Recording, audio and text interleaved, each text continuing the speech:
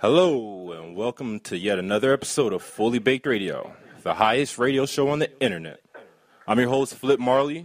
We have Vanessa Marie, the NJ Weed Man, Lefty Grimes, and the Cannabis King Barini. They'll be in the studio in a little bit. We have a special in-studio guest with us, Kyle Moore. Say what's up. What's up? What's up, guys? How you guys doing? Hey, we're doing Good. All good. All right. Well, today we have a lot of guests that'll be coming on air. Today we'll be starting off with Law Enforcement Against Prohibition co-founder Jack Cole. Also, Kyle will be talking to us about some events and things like that he's attended recently and will be attending. Also, we have Solomon Siegel and Dana Cabal, coordinators of the upcoming Occupy Weed Street in New York City this weekend. And we'll be reporting back on 420 celebrations all over the East Coast and in Colorado, giving you the latest news updates on all things cannabis. If you'd like to join the conversation, hit us up on Twitter or Facebook at Fully Baked Radio, or call us here in the studio. I believe the number is 609-800-1003, I should say. One more time, that number is 609-800-1003. Cool. So how are you guys 420 holiday? Still recovering, I think. I think I'm still high. Well, ours we had, because of the rain on actually 420, and we had a great 420.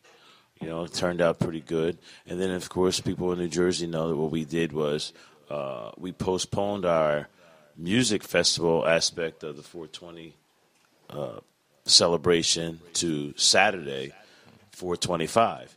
And we had a great day on 425 out at Mill Hill Park at the amphitheater. Bunch of people came, bunch of music acts, and I'm still baked. Yeah, that's always good. How was Philly? Yeah, so Philly kicked off with a party at Connie's Rick Rack in Philly by Philly Normal.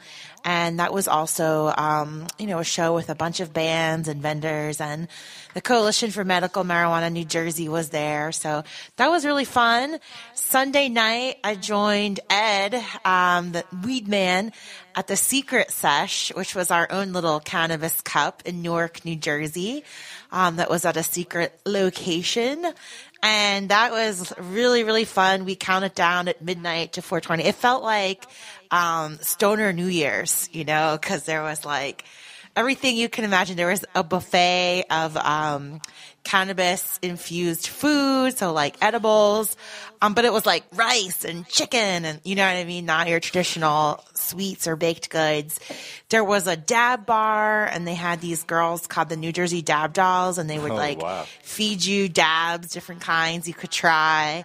And they had a jar of joints that they were giving out with moon rocks, which is, all these really this was your fine dining of cannabis consumption. Nice. I felt like I was at a 5-star cannabis bar. And it was great. A lot of great people, made some new friends. On Monday, of course, we were scheduled to have our event at Penn Treaty Park in Philly, but similar to the folks in Trenton, we had to kind of call it because the weather was really bad in the morning. Of course, to our surprise, the sun came out shining in the afternoon. But we wanted to be safe, not sorry. So we changed the event, and we merged ours with the event happening at the One World Arts Center in Philly, which is this really awesome private venue with a giant enclosed backyard with a stage. So there was reggae bands all day. People were token up everywhere. No bothers from the police because it's a private facility. And it was just really awesome. So, after 3 nights of celebrations, I'm ready for a little break. But of course, there is no rest for the weary. Nope. This weekend, we'll culminate, all these, our green spring, as we call it, with the Global Marijuana March events, which I'm sure Solomon and Kyle will update us on later. Definitely. Well, I'm glad you guys had an eventful 420. Tell us about Denver. You were in Yeah, the capital city. My 420 was okay. I was only in Colorado where cannabis is legal. About 100, I'll probably say close to 200,000 people all came to Colorado just to celebrate.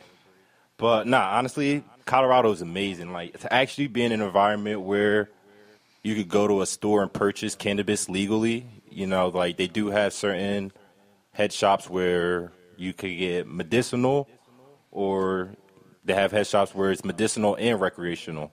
So it was definitely cool to go into the head shops. The weed, it was okay, definitely nothing compared to what I'm used to.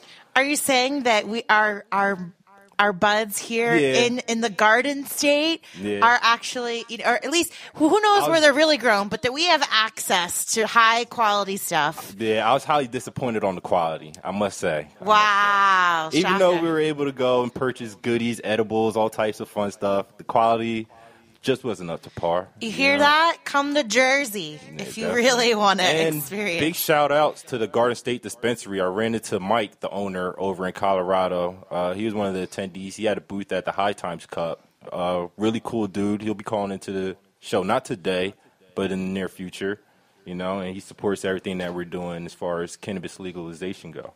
That's what's up. And I'm sure he was kind of a novelty, at the Cannabis Parade right in Colorado as well, because novelty in the sense that the overwhelming majority of dispensary owners are concentrated in just a few states, and it's you're a from Jersey, oh my God, from the East Coast, I'm sure there's some intrigue there, not just for him, but the small group of us out here that are kind of on the front lines of expanding, our freedoms and, beginning a whole new industry. Yeah, it definitely opened my eyes to the future of cannabis. A lot went on in Colorado. It was an amazing experience. So for those people that don't know about the Cannabis Cup, it is an annual event that happens in Denver. It happens in other cities too. Also last weekend, I think it was the Golden Gate Cannabis Cup in San Francisco. They have them in San Diego. I think there's one in LA, Emerald Cups, Amsterdam. Like that. And so it's like a competition, right? Of who has the best strain. They actually announced at the Cup that they're going to be doing the first annual Jamaica edition of the High Times Cup. So this November, I believe, instead of Amsterdam, they're going to be in Jamaica. Because Jamaica just legalized. Yes. Right. Yep. Ed, have you ever been to any of the cups? I have been to a couple of them. What are they like? Unbelievable. I mean, okay, so I have never been there. So set the scene, what happened, It's massive amounts of marijuana. No, but is it outdoors? Is it a building? Is it a parking lot? They're different everywhere. I've never been to the one in Denver. Outdoors, parking lots, everywhere. I've been to a High Times Cup in Los Angeles, Modesto, California, and Seattle. And so what happens? You just basically go from vendor to vendor and you try different everybody stuff? there is smoking. There's a lot of smoke. The vendors usually give samples out through the crowd because they're trying to get people to vote. Then there's official judges. I was a judge in Modesto. And, I mean, first of all, I'm not as big of a head as people think I am. And after the first 4 or 5 samples, it's all just too much. All the same. It's a wrap. But and they do it different places. I know, at the one in Modesto, they started giving out samples early in the day.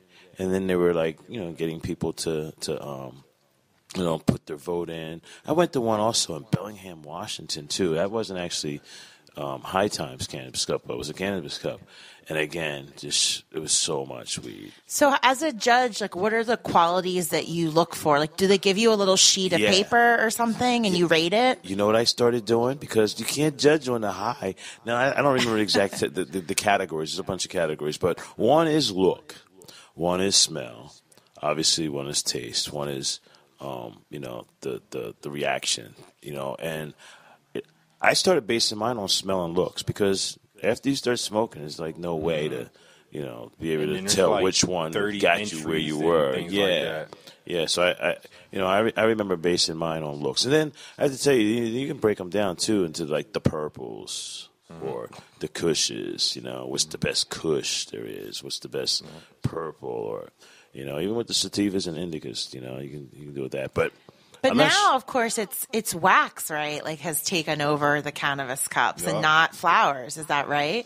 Yep, definitely. Well, definitely a big part in cups. I am one of those old school types. To me, nothing's wrong with the flower. If it's not broke, you don't need to fix it. I've been smoking good weed. I love It's smoking funny. good I worked weed. at the flower show in Philadelphia this year, which is also a competition.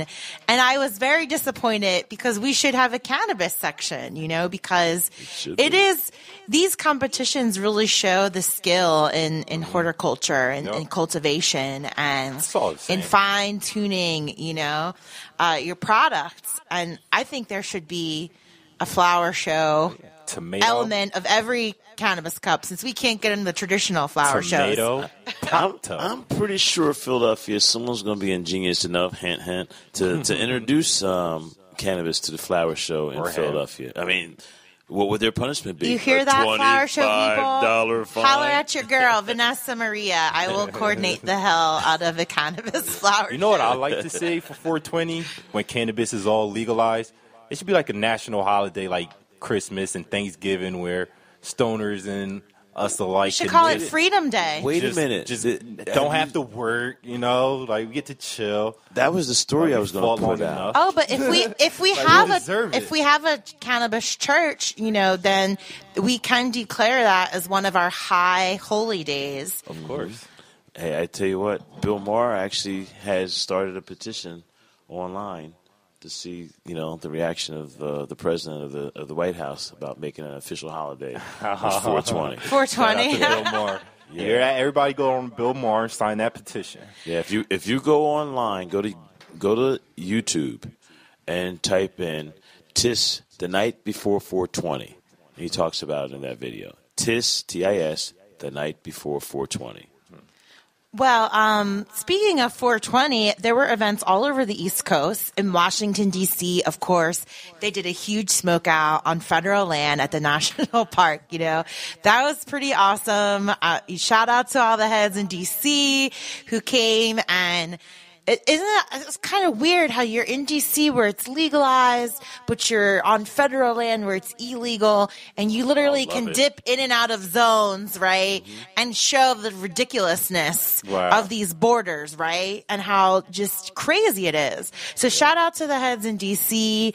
I know people in Rhode Island, in Providence, did a ball drop on 419. Yeah, they counted down they're like way more fancy with it, but they had a ball drop, in Boston. There was a big party too on Saturday. So all the East Coast cities were holding it down.